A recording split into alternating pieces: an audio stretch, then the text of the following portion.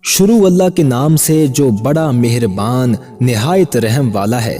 खुदा ने ना तो अपना किसी को बेटा बनाया है और ना उसके साथ कोई माबूद है। ऐसा होता तो हर माबूद अपनी अपनी मखलूकात को लेकर चल देता और एक दूसरे पर गालिब आ जाता। ये लोग जो कुछ खुदा के बारे में बयान करते हैं, खुदा उससे पाक है, वो पोशीदा और जाहिर को जानता है। और मुशरिक जो इसके साथ शरीक करते हैं, उसकी शान इससे ऊंची है। ए नबी सल्लल्लाहु अलैहि वसल्लम, कहो कि ए परवरदिगार, जिस अजाब का इन कुफार से वादा हो रहा है, अगर तू मेरी जिंदगी में इन पर नाज़िल करके मुझे भी दिखा दे तो ऐ परवरदिगार, मुझे इससे महफूज रखियो और इन जालिमों में शामिल ना कीजियो। और जो वादा हम इनसे कर रहे हैं, हम तुमको दिखाकर इन पर नाज़िल करने पर कादिर हैं। और बुरी बात के जवाब में ऐसी बात कहो जो निहायत अच्छी हो। और ये जो कुछ बयान करते हैं हमें खूब मालूम है।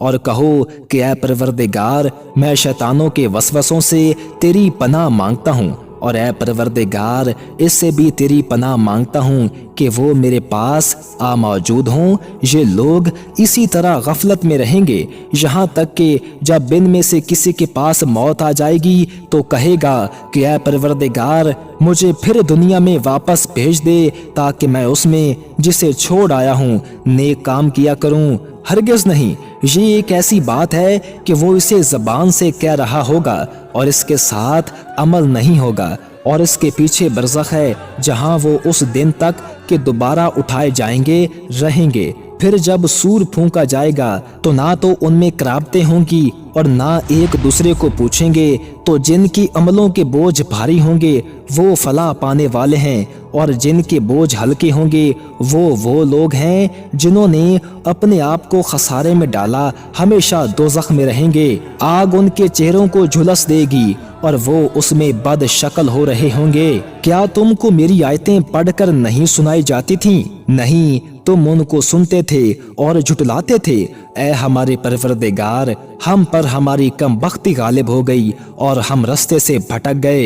ऐ परवरदिगार, हमको इसमें से निकाल दे। अगर हम फिर ऐसे काम करें तो जालिम होंगे। खुदा फरमाएगा कि इसी में जिल्लत के साथ पड़े रहो और मुझसे बात न करो। मेरे बंदों में एक गिरोह था जो दुआ करता था कि ऐ हमारे परवरदिगार, हम ईमान लाए तो तू हमको बख्श दे और हम पर रहम कर, और तू सबसे बेहतर रहम करने वाला है। तो तुम उनसे तमस्खुर करते रहे यहाँ तक कि उनके पीछे मेरी याद भी भूल गए, और तुम हमेशा उनसे हंसी किया करते थे। आज मैंने उनको उनके सब्र का बदला दिया कि वो कामयाब हो गए। खुदा पूछेगा कि तुम जमीन में कितने बरस रहे? वो कहेंगे कि हम एक रोज या एक रोज से भी कम रहे थे। शुमार करने वालों से पूछ लीजिए।